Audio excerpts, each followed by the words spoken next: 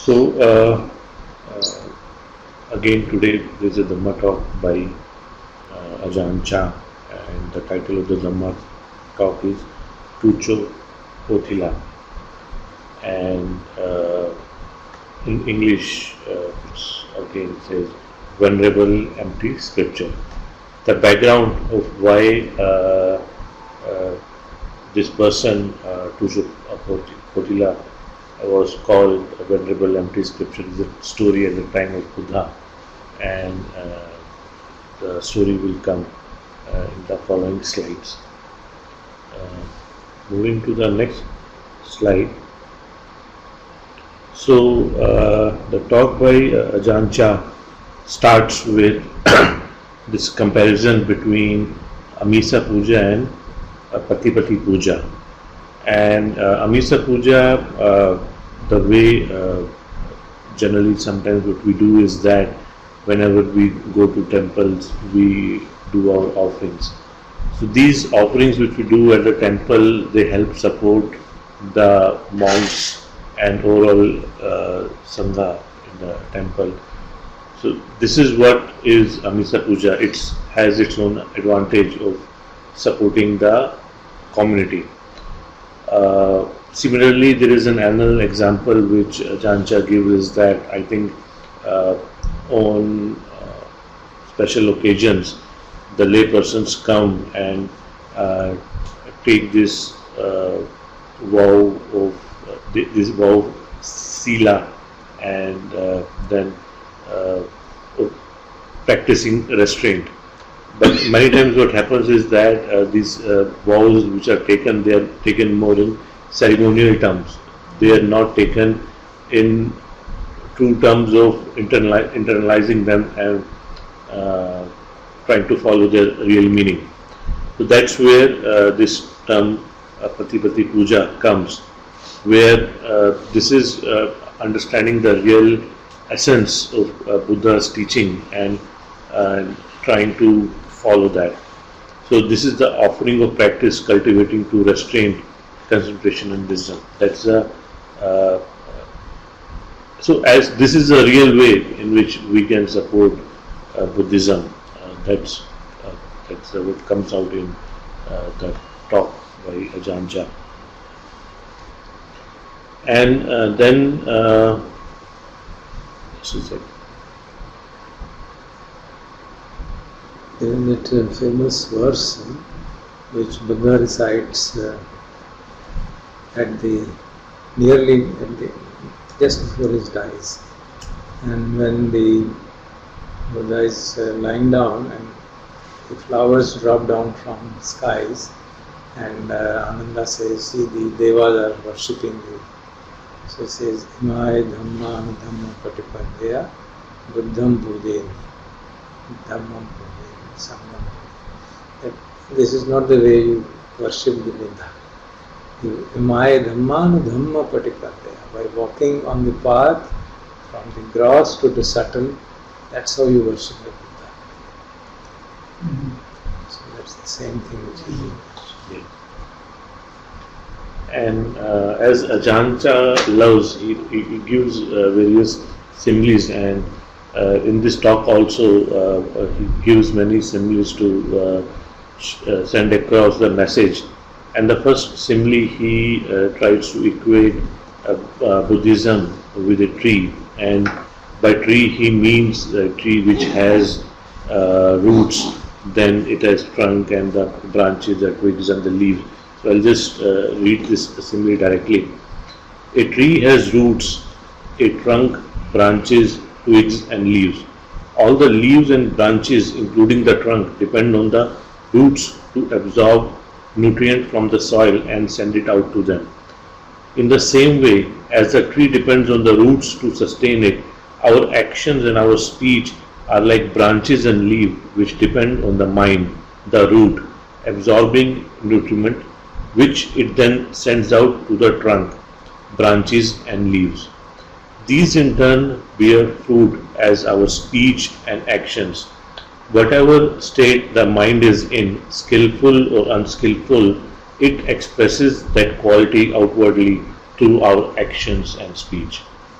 So this is the whole message which really comes out in this talk, where Ajahn Chah repeatedly brings this message across, that looking at your mind and bringing cultivation of your mind is the real essence of the practice, and that's what also comes out in this simile also. And then there is this story of the monk Tucho Potila.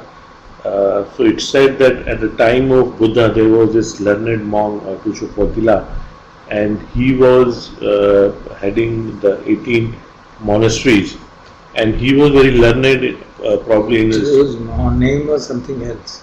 Okay. Buddha gave him that name. So Potila means one who is empty. Potila means पोथियों से भरा हुआ है, पोथियों से. with wisdom but empty. Yes. So he was heading many monasteries, and there are a lot of followers who will not dare go upset him or say anything because of, they all were awestruck with his kind of knowledge. But once when Tucho Potila went to meet Buddha, the Buddha addressed him, "Oh, hello, Tucho Potila," when he came and sat in front of him, which essentially means, "Hello, venerable empty scripture."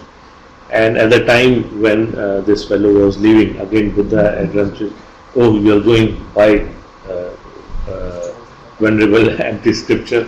So when this fellow heard that why this Buddha is calling me this empty scripture, he kind of could get a sense that he was having this lot of memory and knowledge related to books, but his in real terms he was same as all the lay followers, with any real essence or any real true wisdom in him.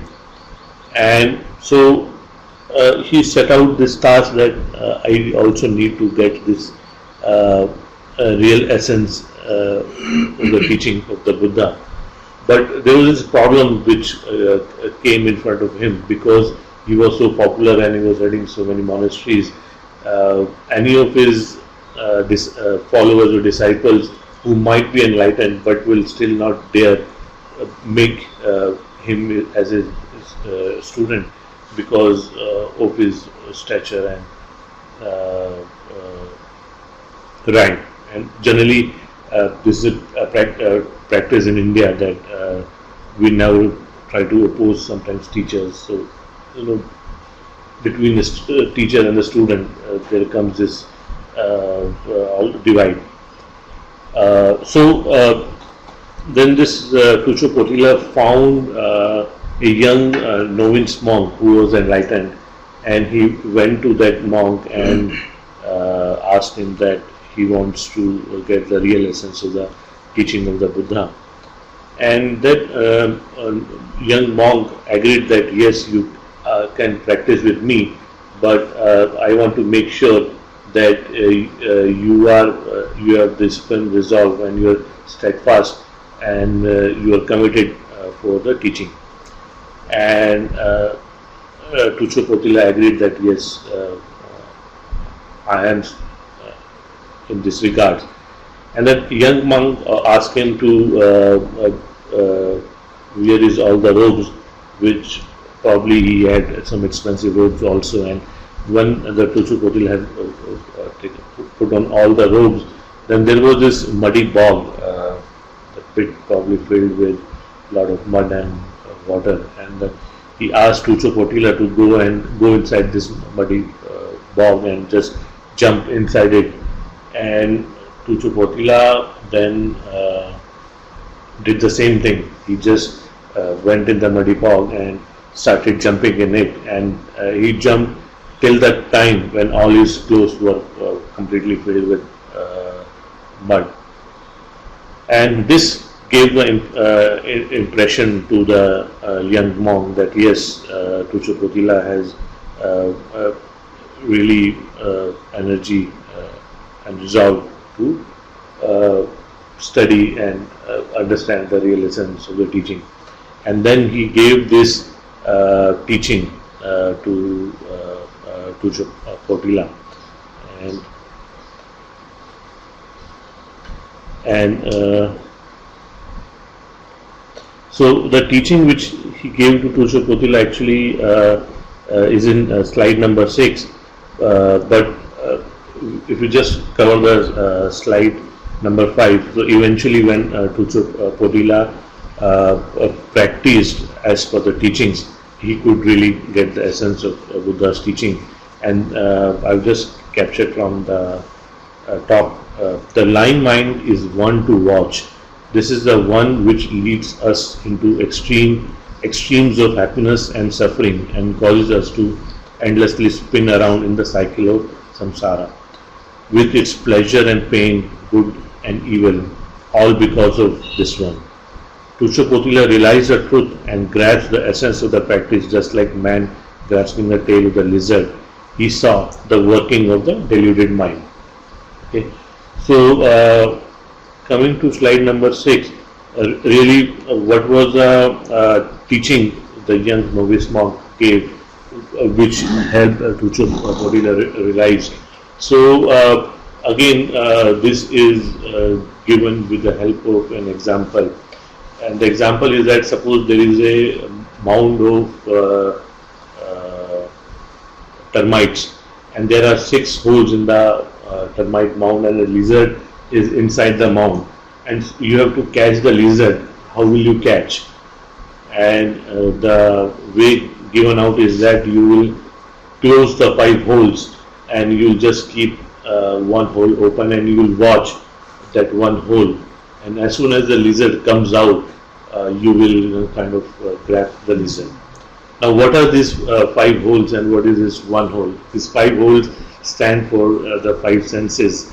So you closing these holes is like putting the restraint on these 5 holes, and the 6th hole stands for the mind.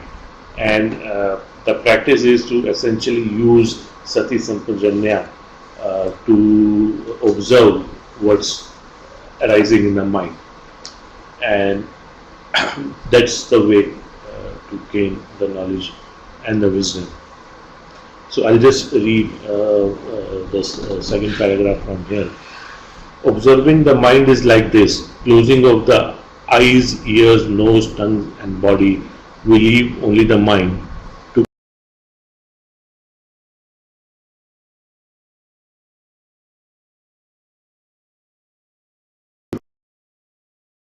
close of the senses means to restrain and compose them, observing only the mind. Meditation is like catching the lizard. We use sati to note the breath. Sati is the quality of recollection, as in asking yourself, what am I doing? Sampajanya is the awareness that now I am doing such and such. We observe the in and out breathing with sati and sampajanya. And obviously, This definition, what is the difference between sati and sampajanya? Sati or something. This definition is different than how Ransomware puts it. इस संपजन्य का जो classic definition तो कुछ और है. In Sampajanya Pabbam, the Buddha talks of Patikkamte, Avikamte, Sampajanakari hoti. So in every activity, you are mindful. So whether it is dressing, walking, talking, eating, everything. So that is the definition given in the Satipatthana. But in the commentaries it is mentioned Sampajanya has 4 dimensions. And from the day-to-day point of view are the first 3. The key thing from the point of view of practice of liberation is being aware, asammoha, not being deluded while you are being mindful. So mindfulness plus wisdom. So Sampajanya is translated as wisdom also, which means observing the things with wisdom, knowing the things as what they are, not getting carried away by the appearances. So the observing, say if you are seeing, you are observing, am I seeing or is seeing happening? So the apparent thing is I am seeing. And the wisdom is seeing is happening because of consciousness arising because of the, so that you can kind of disentangle from the notion of I. So that is the, of course there are other three which are from the point of view of mundane sampajanya, that is what is the purpose should be clear, then the domain should be, the suitability of the endeavor and the domain of endeavor, that the mind should remain within the certain domain. So these are from the day-to-day life point of view, sampajanya, that if you do any activity mindfully, you should also be clear about its purpose, you should also be see that it is suitable, and then also see that it remains within the restraints of the practice, whichever task you are undertaking or meditation practice. Because that sampajanya is for everything. It's translated as the simple attention or kind of looking at things, and with sampajanya means that whether you look at it with satiety or you look at it without it. You look at the sati is basically mindfulness. Now that sati itself is defined by the Buddha as 4 dimensions, isn't it? So if you look at it, then it means all of them put together. You are mindful of the body, mindful of the breath, mindful of the feelings, mindful of the state of mind, mindfulness of the dhammas which arise. So in that sense, it is comprehensive. So that's why the usual English translation of sampajanya is comprehensive awareness, which means all-round awareness of everything with panya being added to it. So sampajanya has a different connotation in different translations. इसका ये नहीं मतलब जैसे सती मतलब awareness हो गई, संपजन्य जो कुछ भी हो रहा है उसको हम जान रहे हैं, जो कुछ भी हो रहा है। सती भी तो वही है ना, जो कुछ भी हो रहा है उसको जान रहा है। सती भी तो संपजन्य में जो हो रहा है संपजन्य में उसको जान रहे हैं, कॉम्प्रिहेंसिवली जान रहे हैं उसको,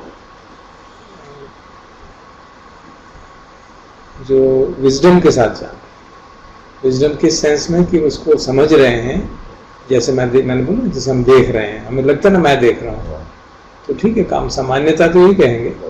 अब तो आप पूछोगे कि सुन रहे हो, तो मैं कहूँगा हाँ मैं सुन रहा हूँ, तो ये नहीं कहूँगा ना सुना जा रहा है, there will be communication problem.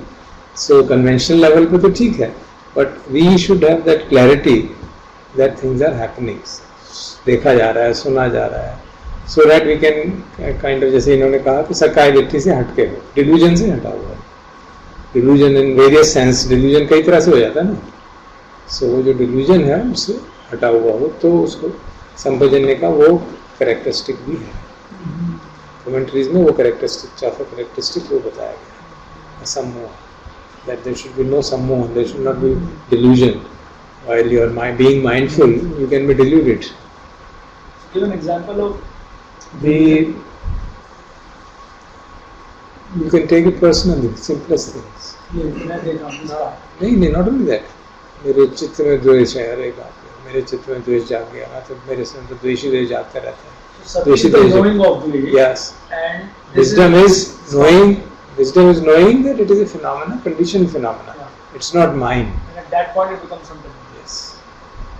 Normally तो हम यही समझते हैं ना, मुझे गुस्सा आया जा रहा है यार, बार बार गुस्सा आ रहा है, देखो मेरा स्वभाव ही ऐसा है, मैं हूँ ही ऐसा, यार मैं बहुत अच्छा हूँ, मैं तो बहुत शांत हो गया, तो you take it personally.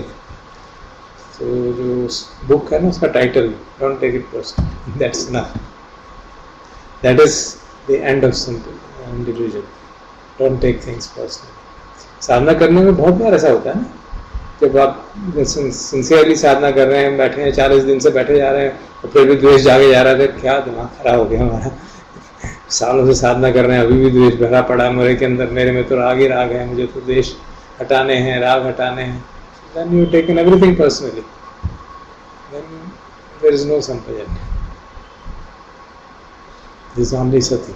When we were discussing this yesterday, or day before, Friday, yeah. And saying that at the time of sati, what is the kind of, I was translating it as like what is the attitude towards it, right? If there is something like the dvesh jag raha hai, the attitude is towards aversion, like aversion. When you look at dvesh, what is your attitude of looking at it? like an aversion to Dvesh, you may have the willpower to continue to look at it, but you will continue to look at it with aversion. So I think there is one looking and there is Yeah. the tree behind it. But ऐसा है ना Rajesh, it's our own experience. That the moment you start looking at it, this ditty, all this collapses. You remember? Sometimes, most of the time it could. Depends on the level of awareness. Sometimes if there is some very powerful attachment to that thought, Nice. कोई perception है बिल्कुल clear कि ये politician तो सारे चोर हैं, और ध्यान करते हुए विचार आ गया किसी पॉलिटिशियन में तो चोरी है, तो बेईमानी, then you can go on with that thought of Dvesh for hours, because it is so deeply ingrained in my psyche, my understanding में fixed है, ये सब ऐसे ही है. So sati is the knowing of that dvesh, right? That there is dvesh, and then Sampajanya would be seeing it as a conditional phenomenon. It has arisen because of condition. Right. Go away. okay. It's not mine. And the person about whom I am having dvesh is not epitome of that. He is not having that dvesh within him all the time. That person is also conditioned. Yeah, that person So is also. then you are not equating sati with sense sphere consciousness. Sati is awareness. Sphere consciousness would be seeing, hearing, touching, smelling, thinking. Sati is different. This is thinking only, this thought about whatever this. So no, that is you are being aware of it. No? The thought has arisen and you are aware of it. But if the thought, if I have made a firm belief in my mind that this person is like that, then it will be very difficult for me. I will see aversion has arisen, but that thought is very sure to me that वो बंदा तो ऐसा ही है. So then the thought will continue for a long time. It will not. आप कह रहे थे ना कि देखते ही निकल जाएगा. Most of the time अगर बहुत ज़्यादा strong entrenched फील नहीं है तो निकल जाता है, तो शांत हो जाता है. But कई बार ऐसा entrenched चीज़ें रहती हैं ना हमारे मन में कि वो they don't show their impermanence so quickly, or they show it impermanence in the opposite direction. कि जिसको उस देश को जागते ही और देश बढ़ जाएगा. सचमुच में ऐसा ही है, ऐसा है, ये ऐसा है, ये ऐसा है. And keep on getting rolling in that aversion for long periods of time, because mind में वो बात फिक्स्ड हो गई है. तो जो हमारे डे टू डे लाइफ में जो हमारा परसेप्शन है बहुत महत्वपूर्ण है. अगर हमने मन में डे टू डे लाइफ में परसेप्शन बना लिया ये आदमी तो बिल्कुल निकृष्ट है, तो उसका ध्यान अगर ध्यान करते हुए उसका ख्याल आएगा तो वो निकृष्टता तो हमारे मन में बैठी हुई है ना, वो ऐसा ही है. तो फिर वो द्वेष को देखते रहेंगे, हम द्वेष है लेकिन उस द्वेष के प्रति द्वेष होता जाए. So we have to resolve it very deeply. Mind के अंदर जो चीज़ें गहरी भर गई हैं उनको तो रिजॉल्व करना पड़ेगा, इसलिए वो बार बार आते रहते हैं. I usually use it as the, whenever you look at the world, you can look at it normally that way you look at it, or you can look at it with anitya. If your attitude towards looking at it as that the key that whatever I'm looking is bound to change, and whatever I'm looking is there's no self to it. This is not my attributes. That is how generally I think anatta and anitya.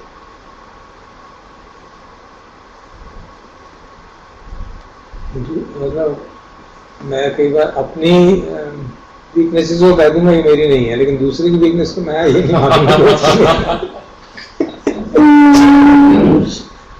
उसको personalise कर देंगे. वो तो ऐसा ही है, वो उसकी जैसे मैं अपनी डिफाइलमेंट आती है उसको कहता हूँ मेरा नहीं है भाई, जाग गया कंडीशन, तो उसकी भी ऐसी कंडीशन के कारण जाग रहा है. क्या मालूम उसकी कंडीशन ऐसी बेचारे फंस गई हो, हमेशा वही जागता रहता है.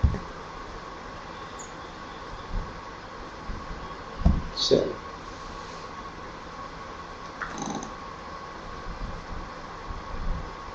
So coming to slide number 7. Again,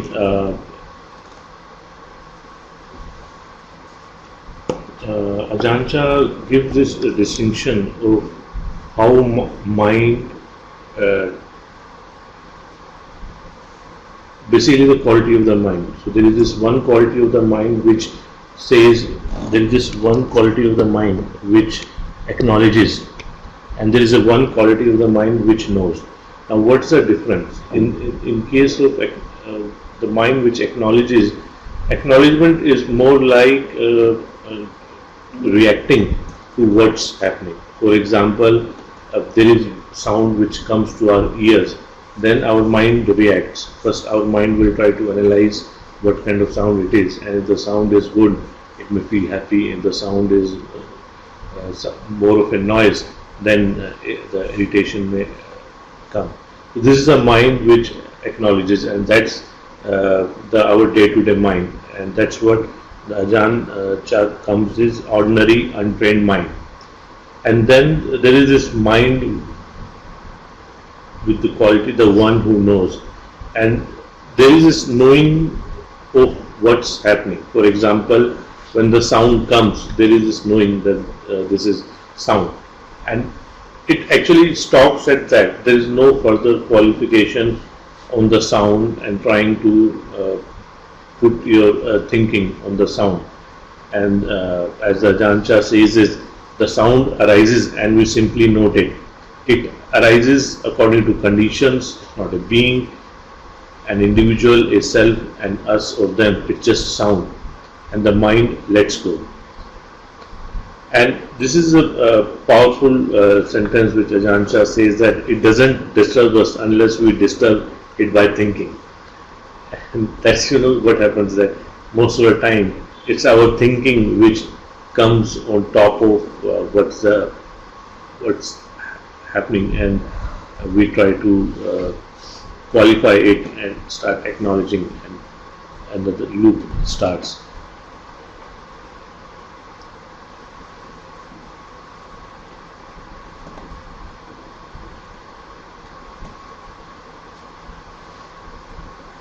So, sir, as we were talking to Sati and Sambhujanya, there was this question from Shailesh. Isn't perception the apparent reality as of now? That is, we need to take action. Isn't the perception the apparent reality as of now? Whatever we perceive is the apparent reality, and we need to take an action.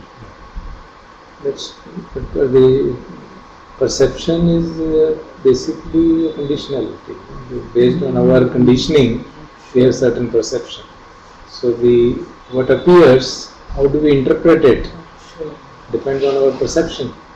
Same appearance. Which is condition. Yeah. So taking a politically incorrect example, if you have a cow, somebody has a perception of one kind, and somebody has a perception it is 500 kg of meat. There's a difference. That is condition. That is conditioning, because of the conditioning. A butcher will always say it isn't meat here. And somebody who has a perception of cow as a very divine thing, then you will have a different perception, and then you have it. You see the consequence of that. If you can't sit together and analyze, then your perceptions and come to an agreement, there will be problems. So what action will emerge on seeing a form called a cow will depend on your perception, and that perception is determined by conditioning. So it becomes very, very clear how what action emerges is strongly conditioned by the perception.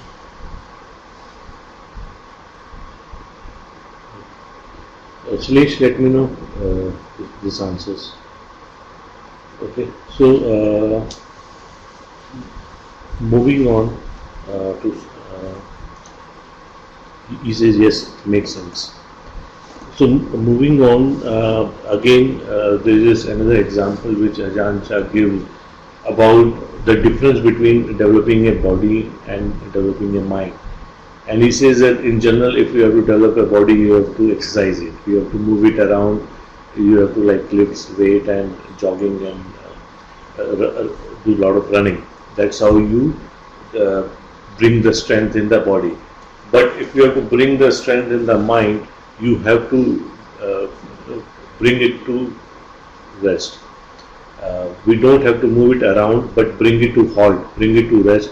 As a result of staying on one object of awareness, our mind becomes refreshed. And then the example given in the talk is like, for example, awareness of breath. When we uh, become awareness of the breath, this general tendency of mind to move around stops, and uh, with that awareness we can now look at what's arising in the present moment. So coming to slide number 9. So there is this another simile which Ajahn Chah gives comparing knife and a mind. And he says that suppose you have a sharp knife, but if you use this knife to cut every kind of object, including stones, your knife is bound to become blunt.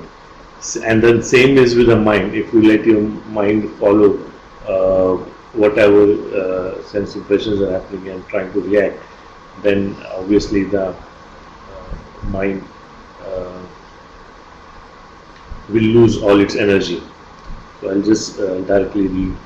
If you let the mind wander after thoughts and feelings which have no value or use, the mind become tired and weak. If the mind has no energy, wisdom will not arise, because the mind without energy is the mind without samadhi. If the mind hasn't stopped, you can't really see the sense objects for what they are. The knowledge that the mind is the mind, sense objects are merely sense objects, is a root from which Buddhism has grown and developed. This is the heart of Buddhism.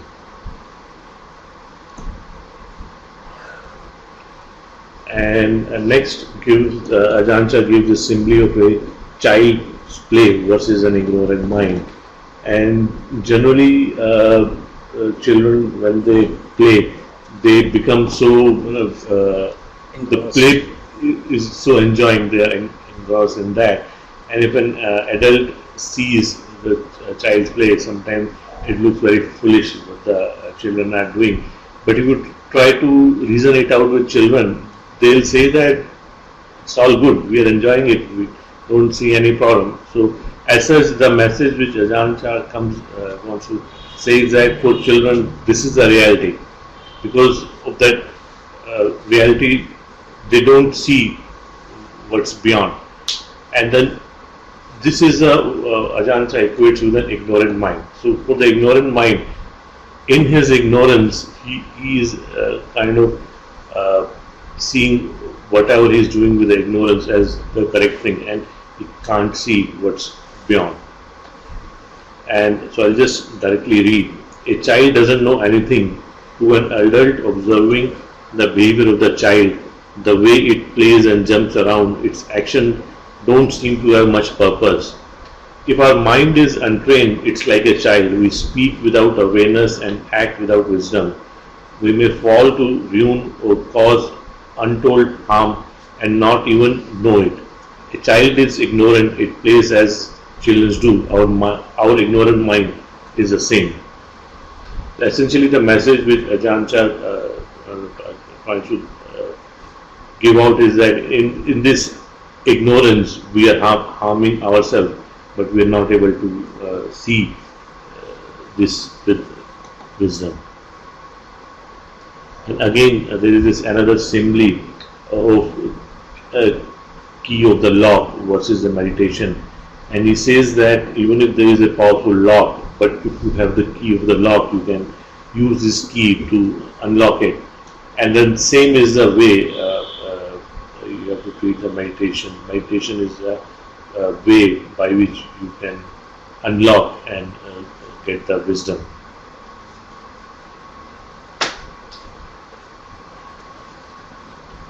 And coming to slide number 12, and Ajahn gives this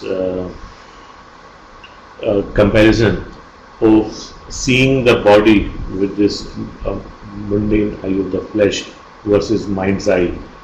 And what's this seeing the body with the mundane eye of flesh is seeing basically taking all those whatever consciousnesses are arising at the senses, taking them at personally and then reacting to them. This is how we react in ignorance. But with mind's eye, we should be able to see their true nature. We should be able to see their transience, imperfection, and ownerless. And then he says that if you are really able to see this imperfection of our body, if you really look into the body, it's so repulsive. There is today's things and there is yesterday's things. They're all mixed in there, and you can't tell what is what. And coming to slide number 13, and I think in one of the earlier talks also Ajahn Chah mentions that during this ordination of Samanas, there are lines which come about head hair, body hair, nails, teeth and skin. And many foreigners who come here and during the ordination, they get puzzles that why are we being told about head hair, body hair, nails, teeth and skin. But essentially So is there a significance of these things, because they're all kind of dead things? Hairs, One thing teeth, that easily visible. teeth, hair, nails. so actually it's not really about that, it's really about these are the outer forms which Those we things use of a fashion. With which we get attracted. We get We get attracted to our attracted. hair, attracted to our teeth, attracted to our skin. Isn't it? That is it primarily. So then to have a contrast, you say you look at the intestines now, so you get a good contrast. Yes. But that is a part of Satipatthana Sutta. Yes. Satipur Mansi Parababbam Pura. There is oil between the Joints.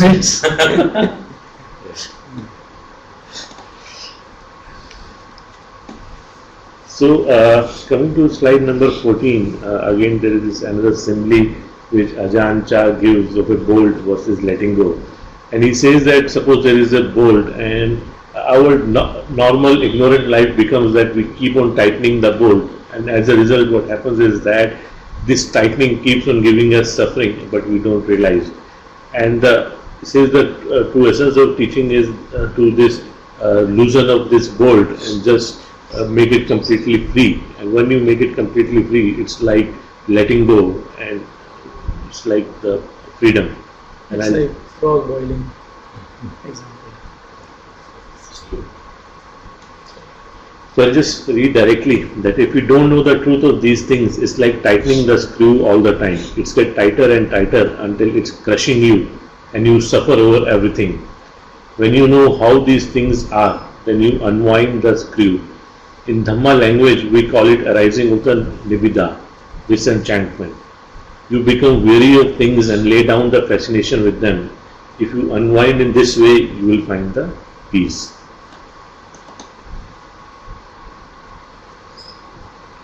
And then Ajahn Chah gives that the worldly dhammas, power, possession, status, praise, happiness, suffering, and these. So Ajahn Sumedho also mentions about these worldly dhammas, praise and blame, happiness and suffering, and taking them as equal value, more as kind of day-to-day reflection.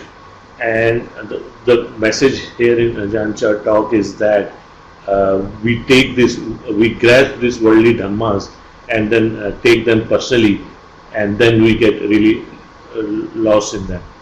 I'll just directly read the passage. Worldly beings are led around by these worldly dhammas, gain and loss, claims and slander, status and loss of status, happiness and suffering. These dhammas are the troublemakers. If you don't reflect on their true nature, you will suffer. People even commit murder for the sake of wealth, status, and power. Why? Because they take them too seriously. They get appointed to some position, and it goes to their heads, like a man who has become a headman of the village. After his appointment, he has become power drunk. If any of his old friends come to see him, he'd say, "Don't come around so often. These things aren't the same anymore."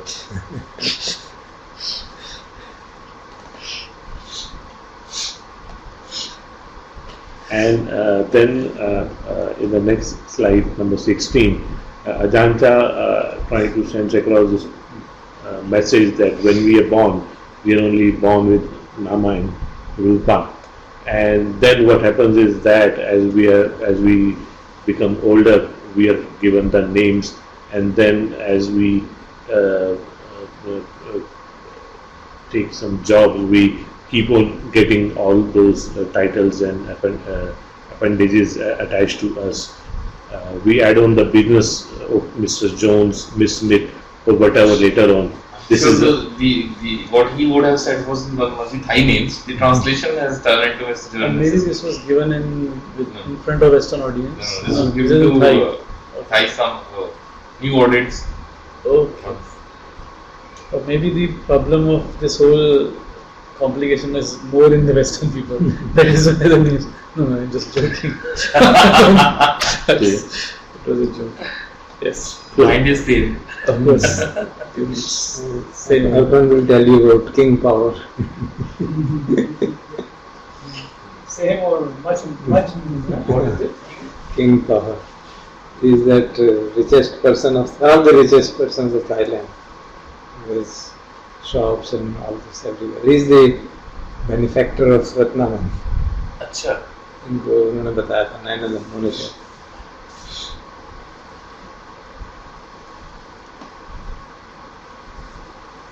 उसने अपनी shops का नाम ही king power रखा हुआ है. Not the king of course. पुरानी company का नाम ही कैसे है ना.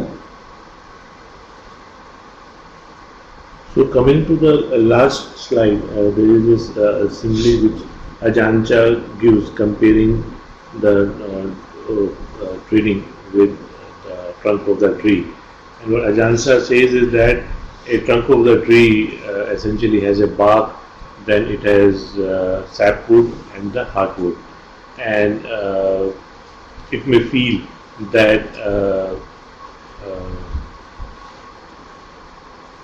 it's not that only bark or sapwood is important. Essentially, in a tree, all these things are really important, and one supports the another.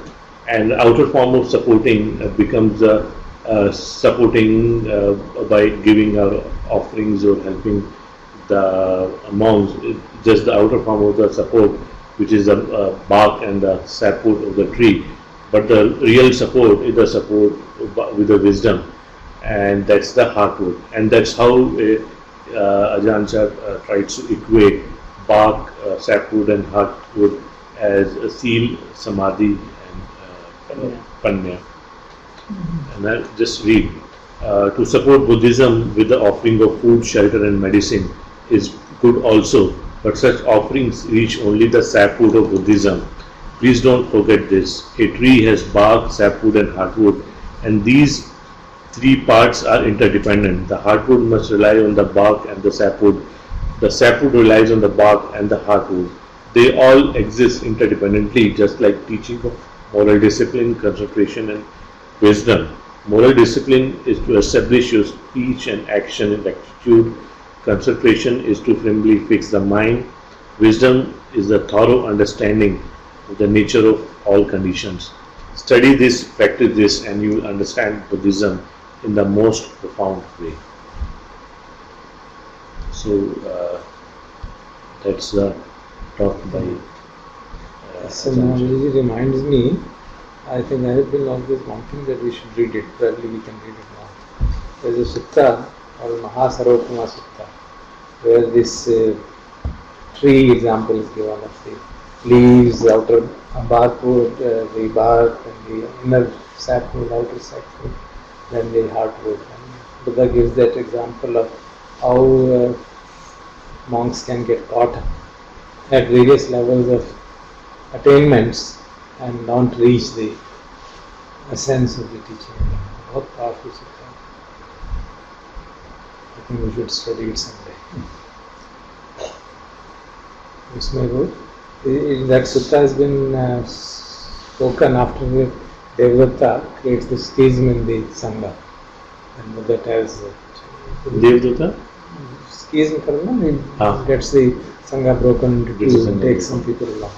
Then Buddha has given that discourse on how people can get caught in. First level is you get caught in becoming a monk, then you get caught in honor, you get caught in concentration, you get caught in virtues, you get Shila, you get caught at Shila level, you get caught at level of concentration, you get caught at level of insight. She has taken right to the culmination. I think probably you should read it now. It's a very powerful sutta. मुझे याद आया मैं कई बार उसको पढ़ा है कई बार उसको पढ़ते हैं Siddhartha is saying Maha सर्वोपमा Saratama Sutta, the longer Hardwood Yes. Simile discourse. very powerful sutta. And sir, Sudhakar has shared two links.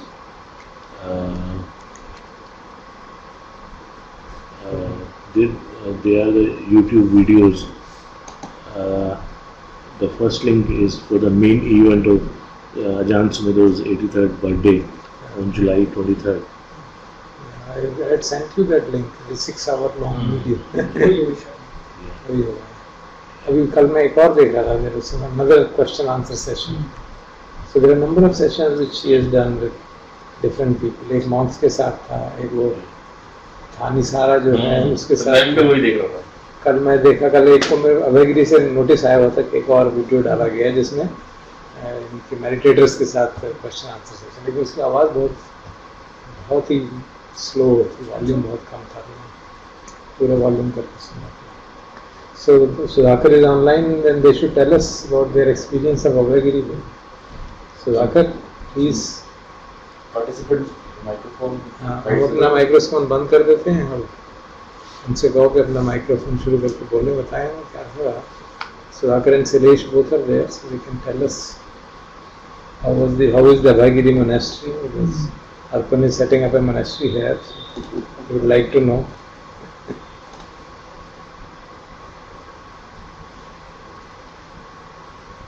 Do you hear Arpan? सती पे है नहीं, Huh? विजडम से उसको हियर करनी पड़ती है। How do they control and talk? So, पहले उनको वो बना दीजिए प्रेजेंटर। right. Mic ये है ना। ऐसा उनके बारे से देखे तो हमें भी बड़ा हो रहा So, है ना, पूरा पहाड़ है, मैंने सुना है। हम वो एक टीला लेके बैठे हैं। वो किला भी बन जाए तो ठीक है।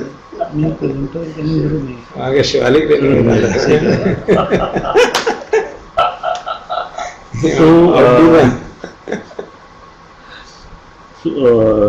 Silesh and Sudhakar, I've given you microphone rights.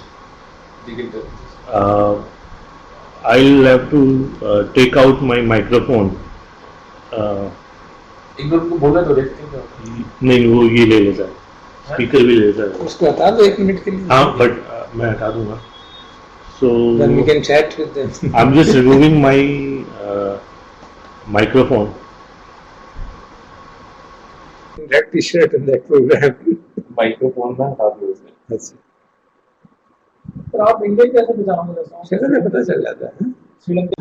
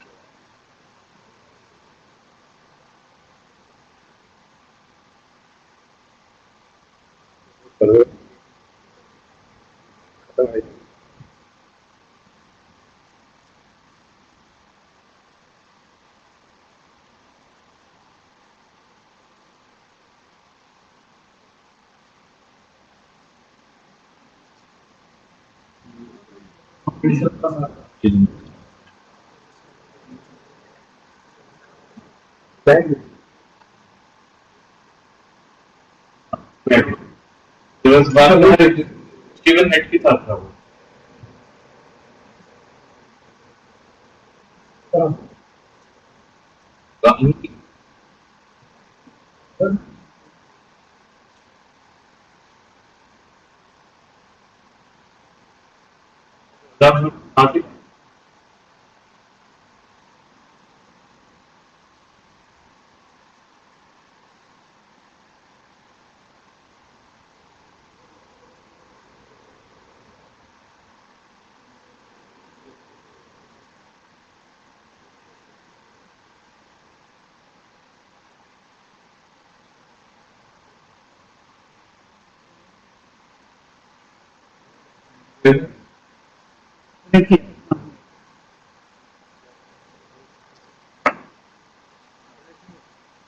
they're trying but not able. Jimmy.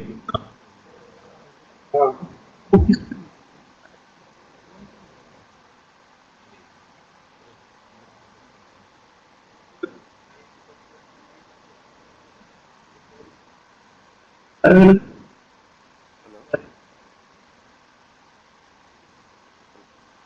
Oh, okay, good. So if you are able to hear me clearly, Yes, we can hear. it is myself and Sailesh and my nephew. There was another meditator was also interested, but he couldn't join.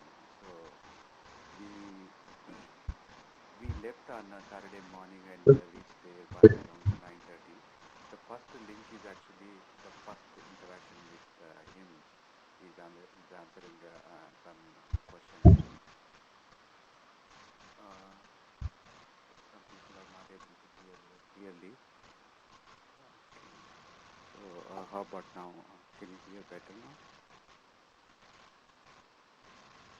Oh, okay. So so this place is Yeah, we just can hear. drive from Bay Area where we live. So this is the same area where the hippie movement started, and Goenkaji did his first did the Vipassana course in United States. So this is a very scenic place, somewhat closer to the Pacific Ocean. So the place is very nice. It's in the hills. It's about 280 acres of forest. So we went there and we met our friend who is actually a Samanera. He became Samanera just a couple of months ago.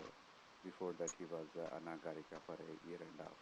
So that meditator was a long course student of Goenkaji, and he was involved in our Vipassana activities and trust and other things. He just finished his PhD and then he joined this. So that is the background. That was one of the reasons why we visited. So the main reason, of course, Ajahn Sumedho. But when I went there, the the feeling I had was I've been hearing Ajahn Sumedho's discourses and then reading his discourses for a long time. So it was a very different experience in that hearing or reading versus seeing him alive talk was totally a different experience. The whole monastery reflects his style, his personality. The reason I'm saying is when we go to a Vipassana center, in Goenkaji tradition, it reflects his personality, where everything is meticulously planned and executed, every detail. So, like people are very like a controlling type, not in a negative sense, but every detail is taken care. But at the monastery, it's like free. They don't really have a plan, or they don't really worry about too much about planning, and everything is open. And when we went and when we were talking to the monks, it feels as if like we know them for a long time. Their attitude is like so open and so casual. It was a very welcoming and a contrasting experience for students of Goenkaji. And so Saturday we met came, and then there was a Q&A going on, so we listened to that. And then after that, there was the blessing of the food donation, and then after that we had a meal there, and then we like roamed around the monastery, talked to our friend, and then like some meditators, they took a walk. It was a long walk. If you go around the monastery, it takes about 2.5 hours. It's about 3 miles long or 2 miles long train. So in the evening, after the Q&A and lunch, we went to the nearby town, and then we slept for some time and came back in the evening. In the evening, there was a chanting. Basically, the chanting similar to what we do in this Buddha study group in the beginning. And after that, there was a meditation. And then, so that was about the Saturday event. And then Sunday event was the main event. There were lots of people, I don't know, maybe 150, 200 people, I couldn't guess. And mostly they were Thai people and some white folks, very few Indians, of course. And the event started with like chanting, and then Ajahn Sumedho gave a discourse. The discourse is mainly connected with birth and death, birthday, and it went on. So overall, it was very different experience to me personally. I've visited Ramakrishna Mutt, Shankar Mutt, and then other Buddhist monasteries versus going here. This center and this monastery is very similar to our California Vipassana Center in terms of the geographical and other things. But when we go to Vipassana Center, everything is like so quiet and people don't talk and all that. But here, it was like a very casual, and then I had a great experience. So, in terms of the main thing that I got from visiting that place was seeing Ajahn Sumedho in person was very different experience than reading about his discourses or listening to his discourses. It was very, very different experience. And that's all I can say.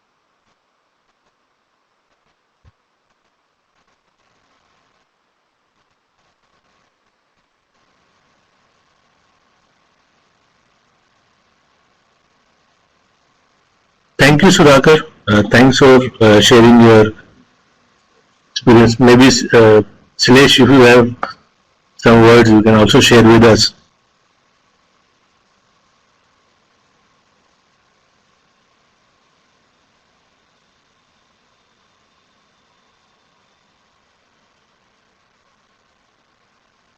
So while Sudhakar was speaking, Silesh had written that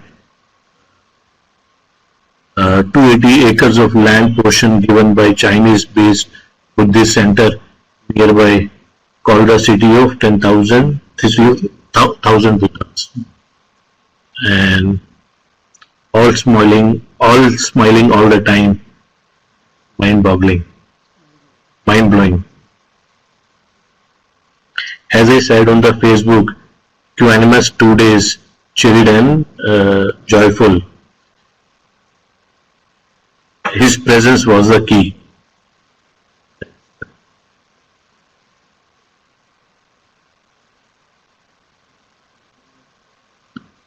Thanks, Silesh.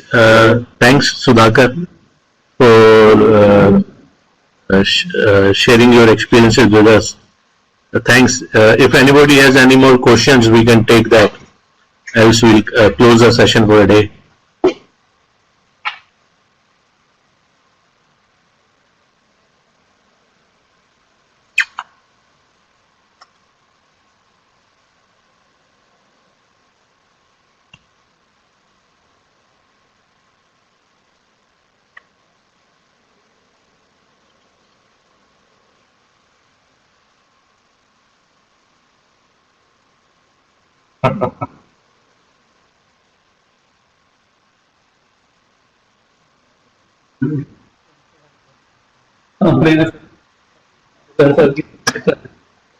Okay, thank you everybody. So I'll close the session.